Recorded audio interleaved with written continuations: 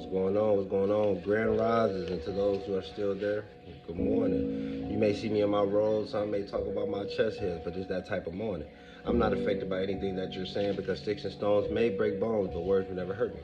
But I want to also tell you, words are more than just hurting. Words are powerful. I have here with me part 3 of Let Us Make a Slave. I'm gonna try to make it only to 4.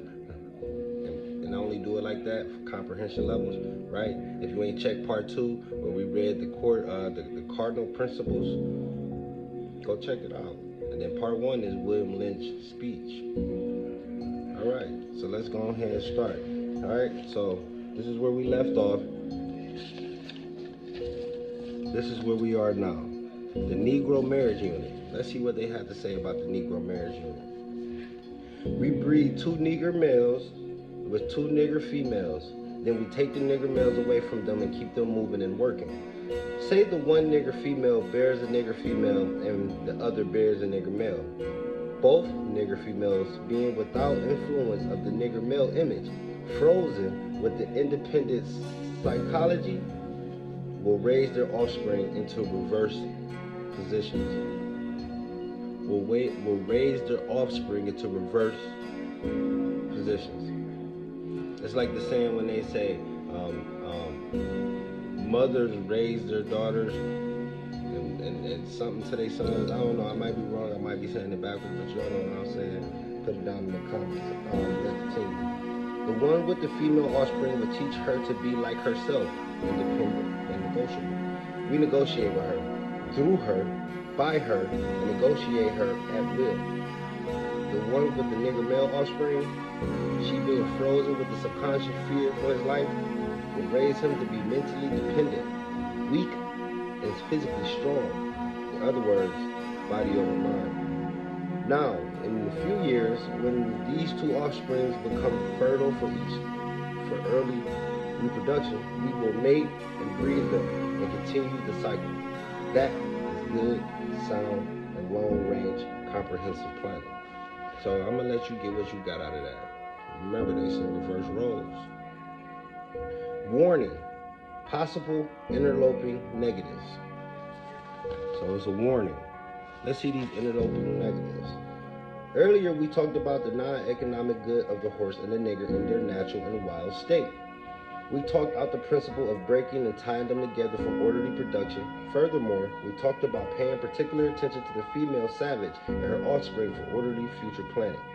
Then, more recently, we stated that by reversing the positions of the male and female savages, we had created an orbiting cycle that turns on its own axis forever, unless a phenomenon occurred and reshifted the positions of the male and the female savages.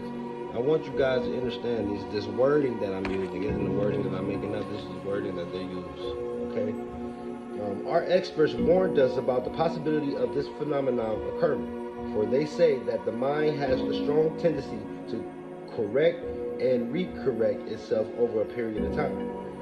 If it can touch some substantial original historical base, and they advise us that the mind can cut off the brutal mental history and create a multiplicity of phenomena of illusions, so that each illusion will twirl in its own orbit, something similar to floating balls in a vacuum. This creation of multiplicity of phenomena of illusions entails the principles of crossbreeding the nigger and the horse, as we stated above, purpose of which to create a diversified division of labor, thereby creating different levels of labor and different values of illusion.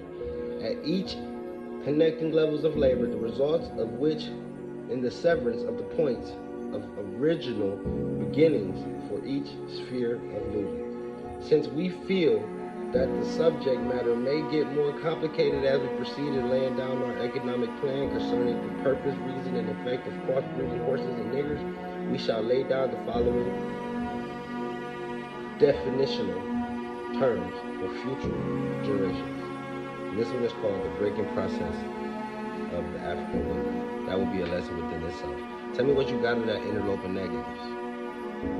Because all I got out of it is pretty much, they want you to pay attention pretty much to our production.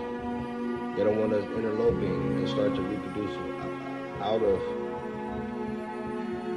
let's just say if it ain't black, it ain't that, right? So even if you're from Jamaica, Haiti, Africa, here, those what they're pertaining as in breeding, like wild horses. Like I got an African nigger, oh shit, I got a Hawaiian nigger, right? And then they,